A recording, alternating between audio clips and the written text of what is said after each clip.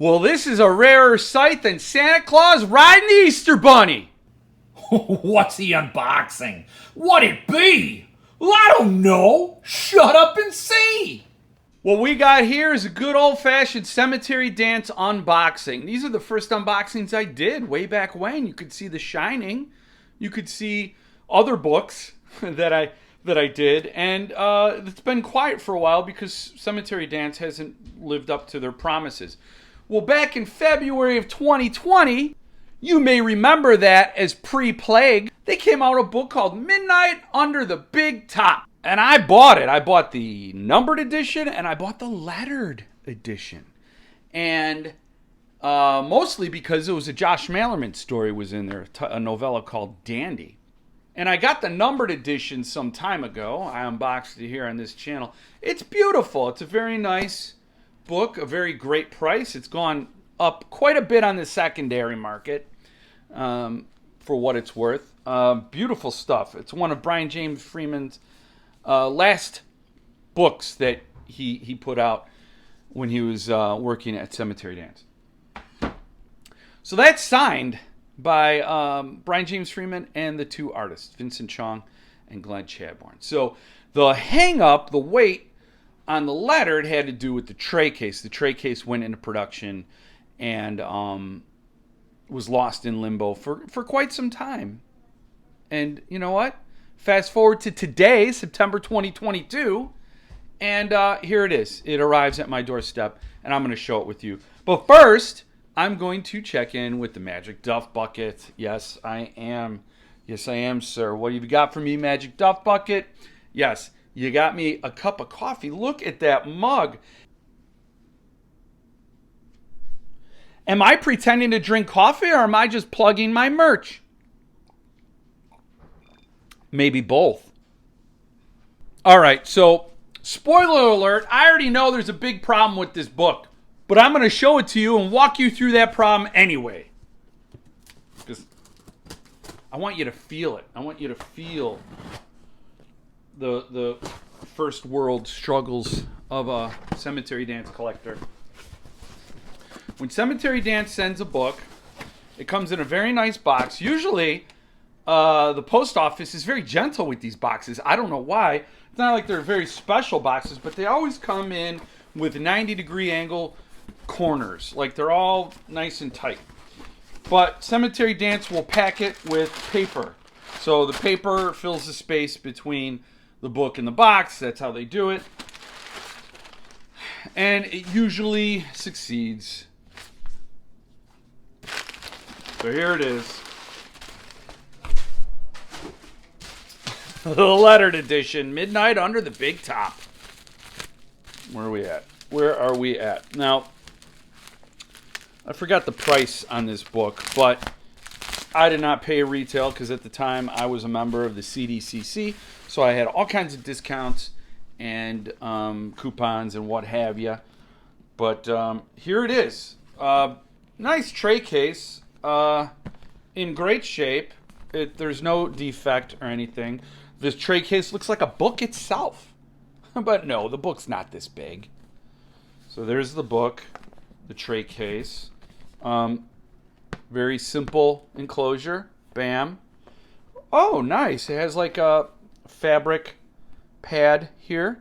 It's a little bit raised. I don't know if I can capture that, but it is a little bit raised. So there's a little buffer. That's nice. It fits well. Am I going to say the tray case was worth the wait? I don't know. But where are we going to get? How are we going to get the book out? Well, we just used gravity as our friend Gravity. Got the book out. So here is the book. So the only writing is on the spine. Midnight Under the Big Top. The cover is completely word free. As you might notice, this is the numbered edition, and what they did is they reversed the dust jacket. So the back of the numbered is the cover of the lettered. So it's just reversed, the mirror image. But that's not the only way to tell the difference between the two editions, the numbered and the lettered. The lettered is Black bonded leather. And it looks just like the slipcase, or the tray case. Nice feel to it. It's got the ribbon page marker.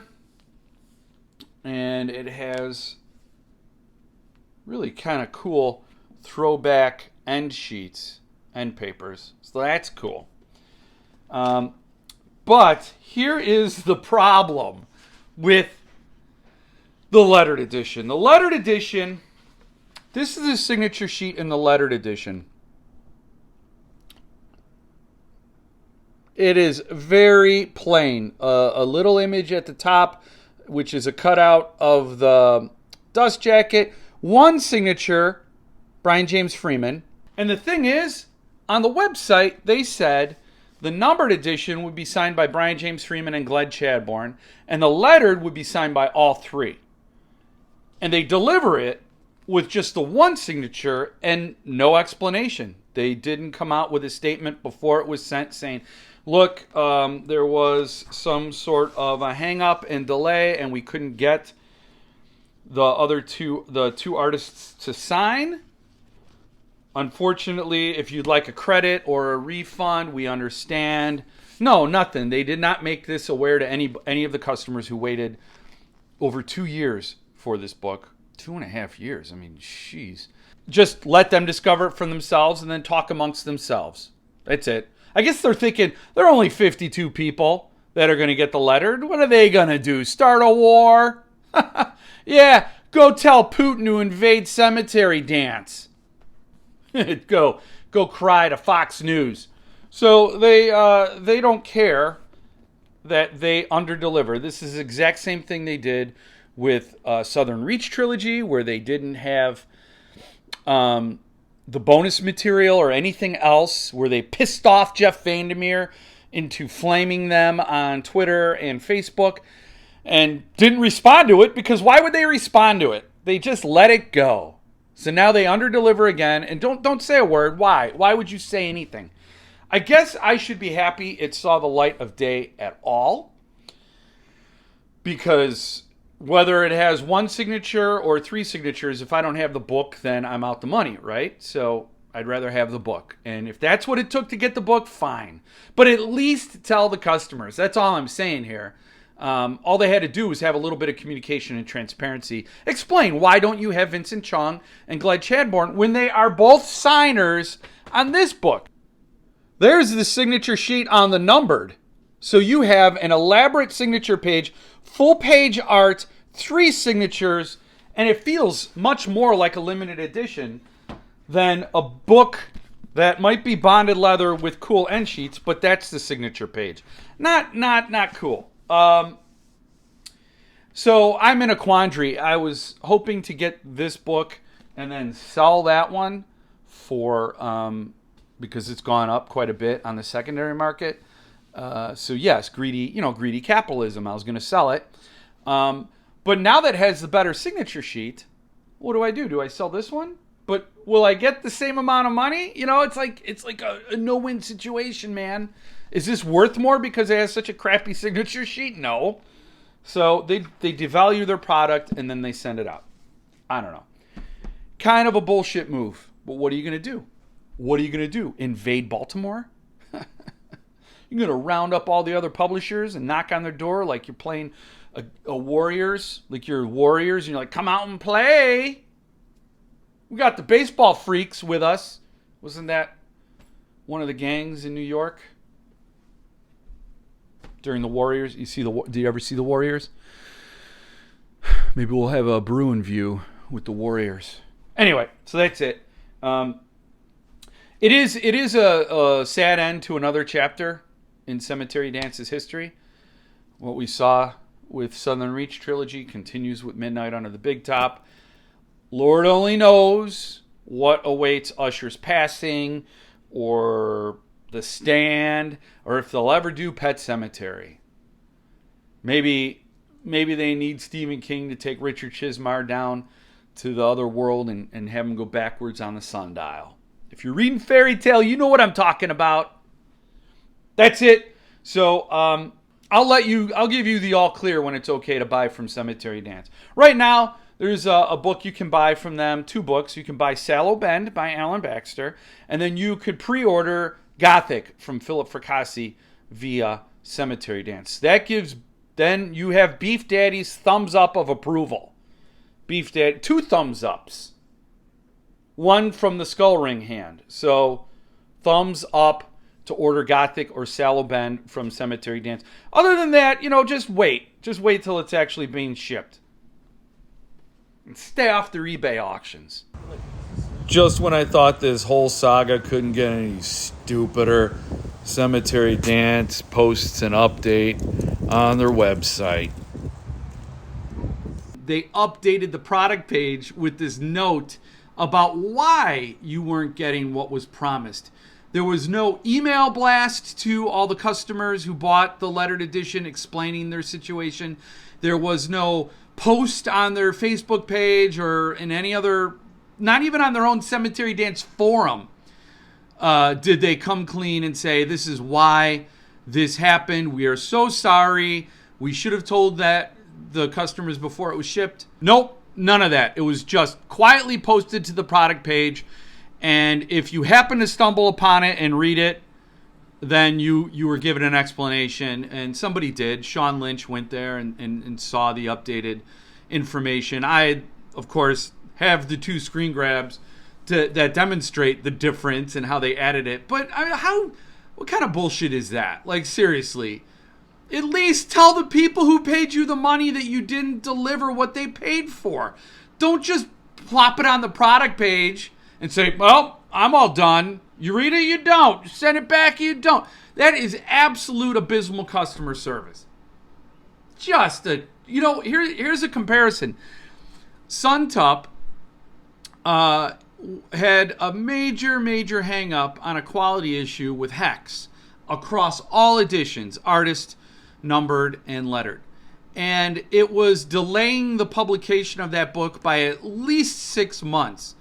And, these are already very generous lead times. It takes a while to get it from pre-order to publication, even in the best of circumstances.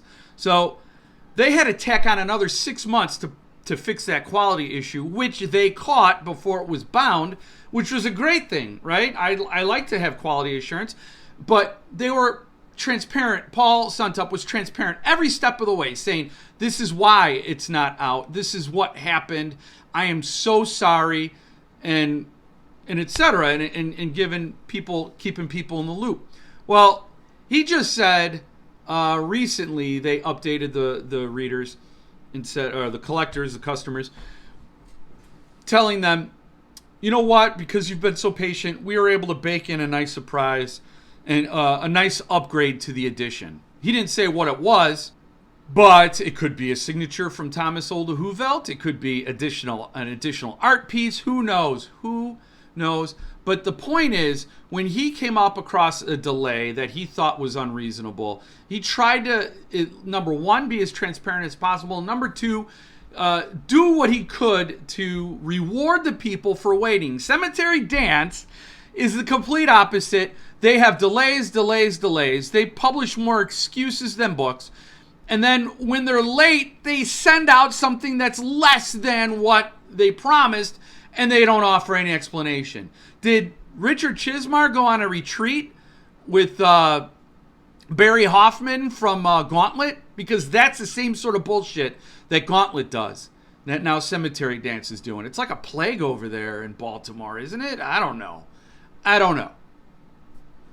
So, anyway, that's the update to this whole sad saga. And I looked at my pre-order list. I have 3 more books that I'm counting on. And then what? Well, you can figure that out for yourself. So until next time, why don't you just go about your day? Don't murder anyone. Don't invade any countries. Respect other people's sovereignty. And stay frosty.